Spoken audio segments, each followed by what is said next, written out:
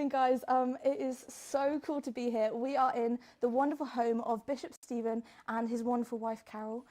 We are so excited to be here on this live stream, and we're so excited to have you guys here. My name is Liv. I work with the TikTok group, and we've got in the room, we've got all our wonderful tech support, but this is our first time doing this. So if the technology goes a little bit funny, please bear with us. And it's my first time doing this, and if I go a little bit funny, then you'll forgive me as well. Yes, absolutely. So we're with our wonderful Bishop Stephen.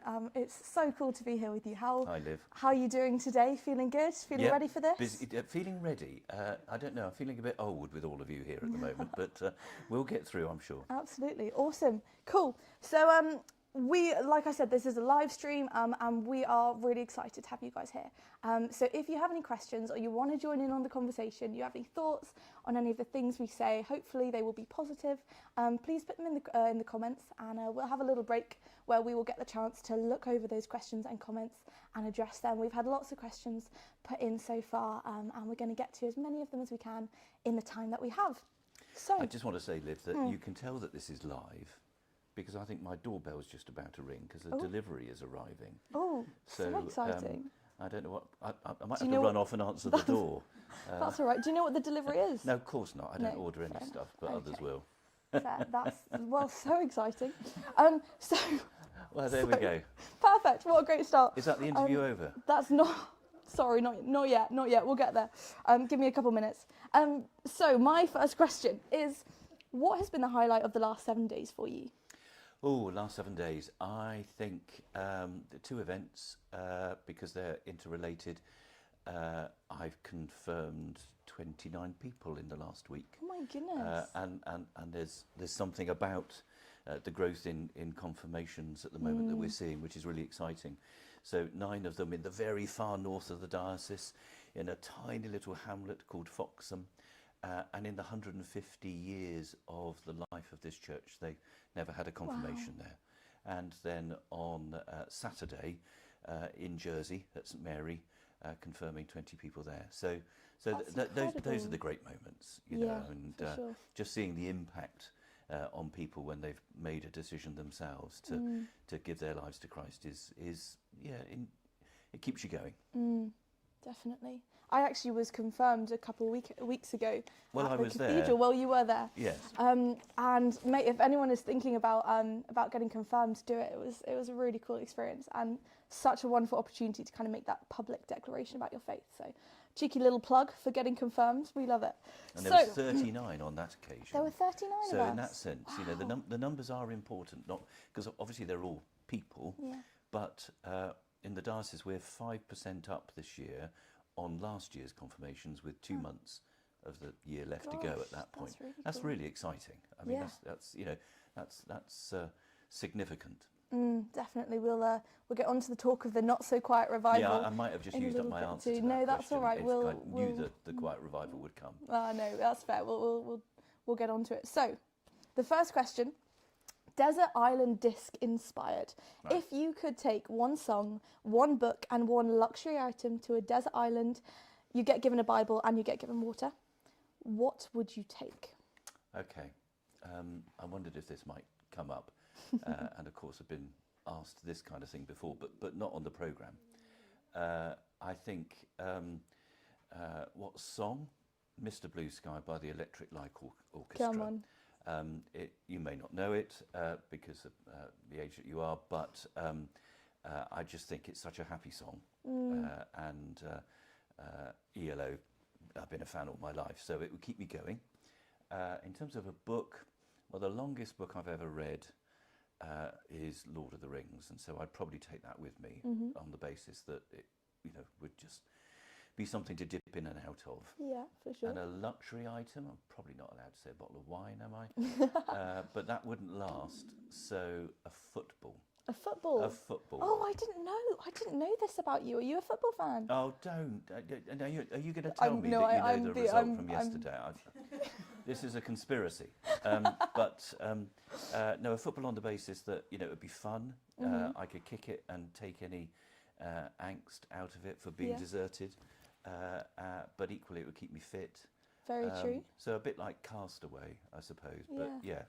So Lord of the Rings, football, Mr. Blue Sky. Yeah. On the topic of football, what position would you play? Do you play? Me, Have not you anymore. played? My knees have gone. Ah. I was a forward, a goal hanger, people used to call Yeah. it. You know, Yeah. try not to run around I too know the much type. and put it in at the last minute. Come on, so good. Actually, I used to play five-a-side every Sunday evening when I was a parish priest in this diocese. Really? We had a team from church and a couple of mates, and it was a great way of relaxing after a day of worship, but not anymore. Not anymore. Fair enough. Fair enough. My next question, on to a bit of diocese info. Could every church, PCC, put children and youth on their agendas for every meeting? Bit of a change up in tempo. It is, isn't it? Well, in some ways, that's a great idea. And I certainly think that considering the place of children and young people regularly is important, but it mustn't be an add-on. And also just putting it there all the time, it mustn't be a problem. I mean, the church has to be the church of today, not the church of tomorrow. And so what is more effective is having a look at PCC accounts and seeing how much they invest in children and young people. That usually tells you all you need to know, whether or not they're taking that ministry seriously. And the other thing I would say is that it would only be of real value if adults truly listen to children and young people, which might even set the agenda, you know, the whole agenda, not just of a meeting. Because unless that is a reality, then those kind of things, let's put it on the agenda, can be either a tick box exercise or, as it is in many of our places, a lament that they may not be there, whilst actually the task is that children and young people may need to be met with where they actually are, rather than just a Sunday morning. And I think there are many parishes in the diocese and elsewhere who found that by meeting people, young people where they are, then their ministry can grow. Yeah, it's also seeing it as a positive thing. Like, it's something to be excited about, not a chore. Yes. Like you said, not another tick box exercise. I always knew I wouldn't be able to pronounce anything tonight. On a similar kind of topic of how is our church approaching, kind of coming into modern times. Do you think the future of worship in churches still depends on an organ and a hymn book? Well, I don't think the evidence shows that, as many churches have a worship band or a worship group. Having said that, I think BBC Songs of Praise have just done their annual favourite hymn again. And, you know, last year it was Jerusalem, this year it's Shine, Jesus, Shine. They're all, you know, well-known hymns. There's a place for everything. For me, it's about doing it really well. And in those places that would still love to have an organist but can't find one, you know, there are modern programmes to be able to deliver that electronically. Equally, we need to make sure that the living tradition of the church in both its hymnody and its music is cherished. Equally, we must remember that before organs, it was bands of musicians. Yeah. They just couldn't plug their instruments in. So things change and evolve over time. And we talk about, you know, a mixed ecology of worship. That's exactly what our music needs to be. It needs to be well done, needs to be lively, needs to be full of praise. Absolutely. I don't know if you saw over the summer, there's this wonderful musician who goes around music festivals and plays what he calls primary school bangers. Yes. James B. Partridge, I think his name is. And Shine Jesus Shine is always one of those. I had an awful lot of friends who sent me reels on Instagram and on TikTok of that, going, oh, this was such a banger, and it's songs about Jesus. It's Absolutely, amazing. and it's something deep within us. And so some folk from my old parish in the diocese went to see his show only this last week, and it was packed, absolutely packed, and it's very popular because it's speaking to something deep within us. You know, that often latent memory that reawakens not usually some sense of nostalgia, but of community and of belonging. And I think he's doing a great piece of work. Yeah, absolutely. I We think must maybe get him in. Yeah, I was gonna say we either get him in or do a We probably can't afford him now. comms team's trip to one of his concerts. I'd be down for that. On to from parish churches onto the cathedral. We've just had the Sarum lights. I assume you went along and saw them, or no? I drove past it at one point because I was away for most of it. But having been a cathedral dean, yes, of course. I've done that before. Yeah. My mum and grandma went for the first time and they absolutely loved it. I think my mum videoed every single part of it, and I got to sit through it. Not sit through it, that makes it sound like a bad thing, but I got to experience it through her camera lens. But one of the questions that was sent in really speaks to me in this. How does the Sarum lights at the cathedral fit with being a gold eco church and an eco diocese? Sure. Well, first thing to say is that I'm not responsible for the day-to-day life of the cathedral. Many people say to me, how's the cathedral, or when were you last in? And often my job is to be out and about. The seat of a bishop is there, but that doesn't mean that you're there all the time. The dean and the chapter are responsible for the cathedral. And if they were answering this question, I'm pretty sure that they would say, as is true here in Salisbury, that the chapter's commitment to the whole green agenda is one of the best in the country. For sure. To the extent that I know they're a long way through a whole programme of taking out all of their old lighting systems and turning it into the low emission LED lighting. So when you look at the cathedral from the outside, it's all low emission LED lighting, and the stats around how much they've cut the carbon usage are incredible. The Sarum lights thing would have had to have fitted into that category, but the key is something that you said at the beginning. Did you say it was your parents that went, or your My mum and my grandma. Your mum and your grandma went for the first time, you said. And these events aren't just about raising funds, which is needed. They're about a low threshold of bringing people in, seeing some sense of awe and wonder, and creating a realisation in them that there might be something here worth revisiting. So, if I was the cathedral, that's the kind of answer I would give. Interesting. But, yeah, I really like that. I often find as it gets darker into this time of year, feeling as though there's not a whole lot to do outside or anything along those lines. I don't know about people who are watching this, but I kind of get into work in the dark at the moment and leave work in the dark. Yes. And so it's really lovely to have also kind of brightness and the light and the joy and the colour. Yeah, and we're building up to that, aren't we, with this coming weekend? Yeah, with absolutely. Advent and the darkness to light services here, the best in the country. For sure. Come along. Yeah, indeed. And get there early. Yes. And, telling the story of Christ, the light of the world. So, that's what we're about. Awesome. So on the topic of Christmas, as we've kind of subtly shifted into... anybody would think we'd planned this. Anyone would think It's not scripted, I promise. No. What is your favourite part of a Christmas dinner? And there is a right and wrong answer. Oh, well, you're still going to get the same answer. I'm not going to try and work it out. I can't get over the fact that we only have turkey once a year, because I love turkey. Really? Wow. And it's not just on the day.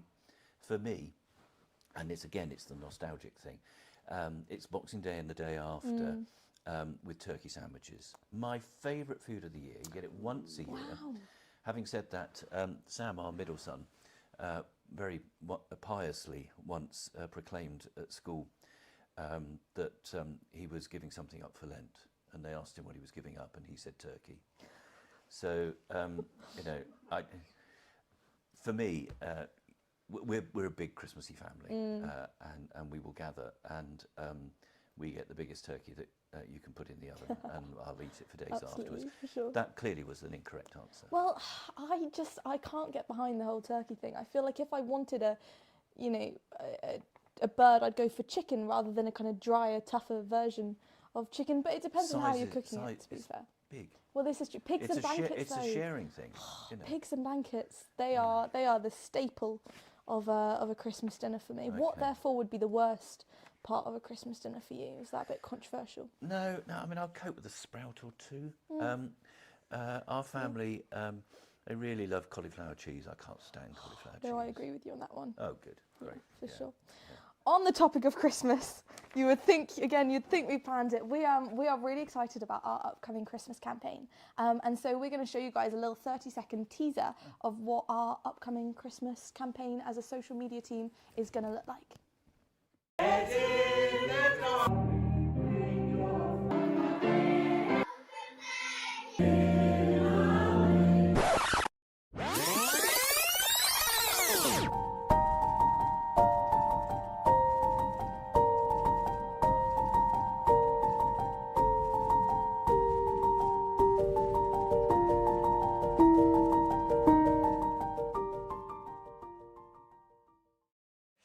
Okay. So our first question, back from that little break, I hope you all enjoyed that bit. I love this. If you weren't ordained, what job would you love to do? That's an easy one. I didn't want to be ordained to begin with. That wasn't something that was in the window. We weren't from a church family at all. I wanted to be in the Royal Navy and fly helicopters. Wow. And that was the sort of boyhood dream, and I've always been fascinated by that kind of thing. And I went through the interviews very young, and in those days they would give you circles of coloured dots, and you were supposed to be able to see a number inside them, and it would prove that your eyesight was good enough. And I couldn't see any numbers, and it was that point that the Royal Navy and I discovered I was colourblind. But literally, as that dream went out of the window, the lifetime vocation came in. Wow. So I decided I ought to be ordained at 17.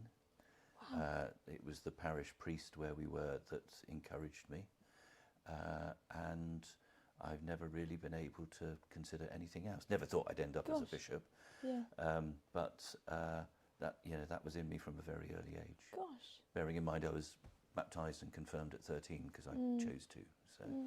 So can you tell me a little bit more about that? Like you said, you didn't grow up in a Christian family. What kind of brought you to going forwards for that confirmation process, to knowing Jesus? And all the joys of that. Yes, and of course that story is within this diocese. In that St Peter's Parkstone in Poole was where I grew up, and I was in the Scouts, and that's where Scouting started with Brownsea Island, and Baden Powell was married at St Peter's, so we would go to church parade every Sunday, every month, once a month, and there was a high commitment to that in those days, and the verger was our Scout leader, and one day at the service after the one that we were at, they were short of a server and I was the right height, so he made me stay on, and that was it. I found my vocation on the altar steps of St Peter's Parkstone, and never looked back. Do you mind me asking, was it a kind of slow shift towards clocking, oh, this is where life is, or was it a kind of transformational specific moment? No, never a blinding moment. I mean, I think those are a real gift, so long as they aren't the only experience that you rely on. But no, it was gradual, and also with people encouraging, learning how to pray. I think for me, Liv, it was a case of I couldn't do anything else. No matter how much you try and push this kind of thing away, if it's real, it doesn't go away. It's just, been who I am. That's awesome. That's a really nice way of putting it. So, you are ordained, you are a bishop. Well done. Congratulations. What would you miss about being a bishop? And what would you happily let go of? No, that's an easy Other than the one house. to answer. So what would I miss? I would miss the sort of convening power that a bishop still has, being able to bring people from all walks of life together, often not to do with the church, but to be a voice for the church and for Christ. And so there's that, but also just like I was saying to you about confirmation moments, ordaining is so wonderful. So those kind of key moments are a real privilege. What would I happily give up? That's easy. Dealing with complaints and dealing with clergy discipline. Yeah. Because everybody assumes that the bishop, being the bishop, has considerable power. Clergy aren't employed. It's not as simple as that. They're office holders, and so there are rights and responsibilities there, so that the bishop doesn't often have, it's quite a soft power that you have, and people don't always believe that, but that's where the frustration often sets in, because you can't fulfill people's expectations rightly or wrongly. But certainly the more negative side of things, of the role, can get in the way of the missional and the pastoral. Being a bishop is about being a shepherd. If you wanted one word, I think that's why you have a shepherd's crook. Yeah, absolutely. And sometimes that is about keeping the sheep in order, but actually and sometimes it's going and finding the lost sheep, but actually it is about wanting and being able to care for the whole flock. And if things get in the way of that, then that's the tough stuff. Yeah. On the topic of leadership and clergy and the kind of traits that we're wanting to look for, if you were looking at the church as a whole, what leadership traits, what leadership qualities would you be looking for and hoping for as our church moves into this new time of life for it? I think I'd start from where you're asking, in terms of the fact that both for clergy and lay people, recognising that leadership has often been an underused word in the church. We'll talk about ministry and my ministry, whilst actually and not wanting to hold on to the kind of dozen books that are on the shelves at railway stations about how to be the best leader in the world, thinking that that's not what this is about. Actually, the disciples, they were leaders. It couldn't have happened without their leadership. So I think the first part of that is leadership matters. What kind of leadership? I think it needs to be intentional. We need to really think through what we're doing, pray through what we think we're doing, and recognise that that is the missional element. But alongside that, and this is where Christ's leadership and ministry comes in for me, the leadership in a context of humility, and recognising that this isn't about us. This is about tuning in to the gospel, and can we exercise leadership in all its various forms with a mix of intentionality and humility? Because if you take those two things away, we either become wishy-washy or arrogant, and I don't think that's Christ-like. That's really interesting, and it's important to name that as well, and to be able to call these things out. So are there any specific things that you see in the church, or you have seen, or you are aware of, or areas of church life more specifically, that we need to be more courageous about calling out or about changing? I think there's lots of areas. There always are. It's a human organisation inspired by the Spirit, and it's just whether or not we listen well enough, I think. In terms of calling things out, or being courageous, what would I say? I think we've got to find better ways, Christ-like ways, and we haven't got there yet, of being, and this is a loaded word now, and people listening to this will interpret it in a way that they choose to, which isn't why I'm using it, but to be as inclusive as Christ was. Last Sunday's gospel, not the one just gone, with Zacchaeus up the tree, nobody liking him, the tax collector, and yet Jesus calling him down and going and eating with him. How can we find ways, which will take great courage by people on all sides, to find ways in which we can involve everyone? Because I'm sure that God calls everyone. It's whether or not we really listen. Whether we give people the time as well. Yeah, indeed. Yeah. And can they feel truly heard? Can they feel truly safe? And goes back to the previous question around humility. To what extent can we rely on Christ to lead us in this sense? Definitely, and we've seen we see such a transformation in Zacchaeus. Yes. From that miserly individual to the Yeah. oh so generous, Yeah. joyful person as well. And how can we expect to see that transformation if we're not willing to give people the time of day? Yeah. For sure. And I mean all sorts, not just the Yeah, narrow no, way that some absolutely. people Yeah, for will sure. mean it. No.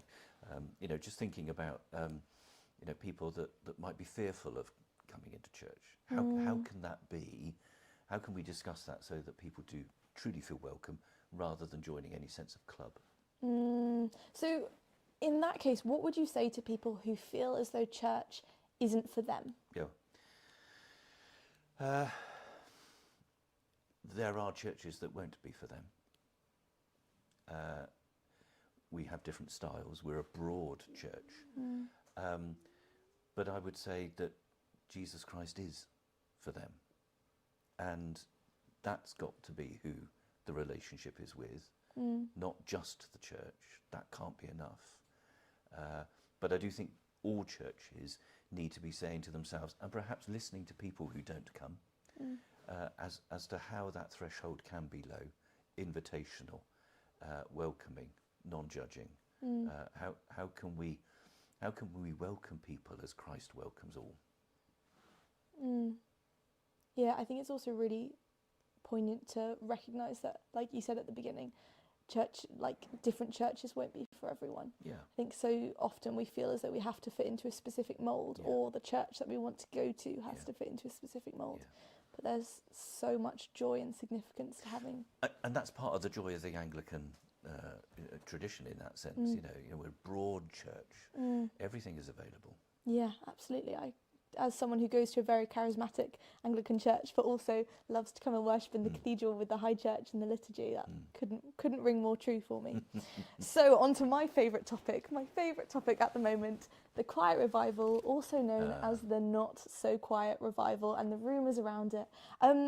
What are you seeing any of this? What are the signs that this is coming? I think.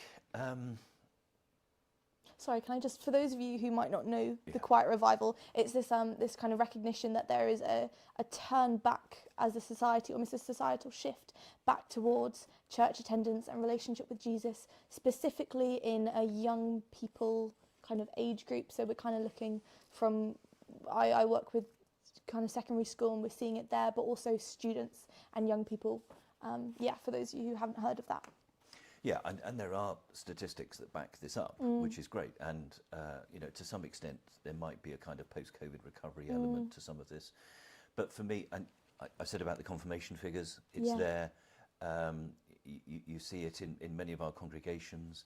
I think, there's genuine interest online. I mean, some of the numbers of the digital engagement are phenomenal. But that's the kind of thing a lot of people in church just don't recognise or see.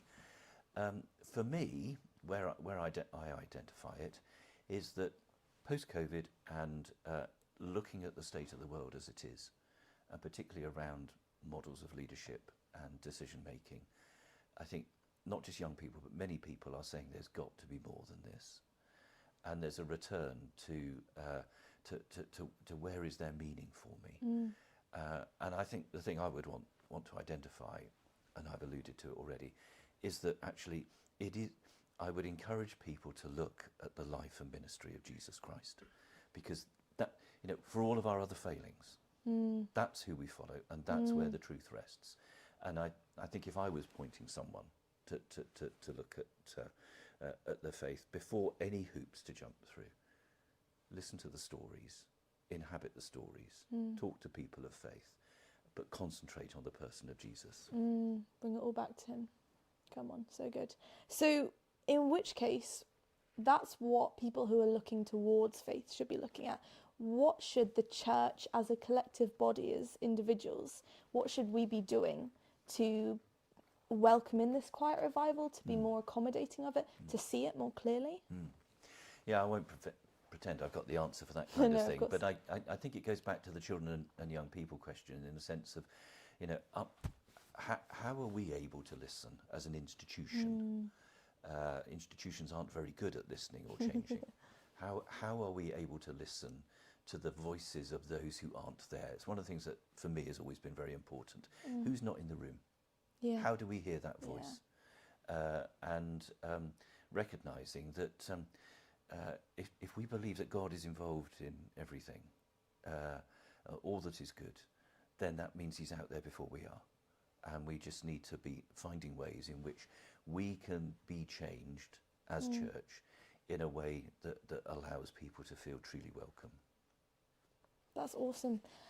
Do we have time for any additional questions? We had one question that was put into the comments that really kind of stood out, and it was saying, tell us briefly about your role at the church commissioners and how you can address perception that they keep money, rural parishes need. Yeah. Yeah, okay. It's a bit of a chestnut, and not probably where I want to finish. However, it's simply not true. People think that the national church has lots of money. There is lots of money. It also is solely there to support the work of the local church. And the church commissioners in this 3-year cycle are giving £1.6 billion to the church, as more than ever before. And you know, we rely on that historic investment to be able to provide such things. What I would say is the commissioners have got to get a lot better, and I keep banging on about this, a lot better at communicating that fact and communicating how it makes a difference at the really local level. For sure. So my final question, and I let you know about this earlier, so I hope you've been able to think about this. This is my favourite question to ask people at the moment. This is not the biscuit question. This isn't. Oh no, I haven't asked the biscuit question. Do I have time for the biscuit question? Jammy Dodger. Oh, jammy. That's what I say. I'm a jammy dodger. Why would you be? So the question is, if you're a biscuit, what type of biscuit would you be, and why? Tell me, why would you be a jammy dodger? 2 reasons. Hard on the outside, soft in the middle. But also, if I ever get time, my thing is hill walking. And I don't take a packed lunch with me. I'll take a packet of jammy dodgers. Honestly speaking right to me right now. And also they've got a little sweet jammy heart. And I like to think that I've got quite a sweet heart, however corny that one is. So sorry. Another question coming up. What advice would you give to someone preparing to be ordained? Oh, right. I mean, again, I'd say after all you've been through, go right, you passed all the tests, you've written all this stuff, you've become some degree of expert. Put it all down and do 2 things. One is becoming a bit like a stuck record. Go back to the Jesus of the Gospels, because that's probably what you heard first. Yeah. And then spend as much time in silence before you are ordained as possible, and allow God to speak. There are so many words involved. Give yourself the space. Give yourself the retreat, give yourself the moments to be able to listen rather than to have to perform and answer the questions. That's awesome. So my last question, actually, what are you excited for at the moment? I mean, I think the Quiet Revival thing is exciting, and I pair that with the confirmation numbers. I'm always excited by this time of year. You know, I think that there's a key renewal with the Christian year starting again. I'm excited by the people I come across, and that's not generic. You know, you asked me what has excited me in the last week. I could list the people that I would place hope in. You know, I think the church endures and has done over the centuries. We might live in a time of change and a time of challenge, but actually God is faithful. Come on. So true. That is all we have time for. Thank you so much. And thank you guys to all of you who have been watching. This will be up on YouTube again if anyone wants to dip back into things. It's been so cool. Would you mind if we finished with a prayer? Would you be happy to pray for us and Absolutely. those who are watching on the stream as well? In terms of preparing for ordination, yes. I'll use the prayer that I've used every day. And I learnt off by heart as I was preparing to be ordained. Come on. Thanks be to you, our Lord Jesus Christ, for all the benefits you have given us, for all the pains and difficulties you bear with us. O merciful Redeemer, friend and brother, may we see you more clearly, love you more dearly, and follow you more nearly, day by day. Amen. Amen. Thank you so much. Thank you guys. See you all later. Have a wonderful week.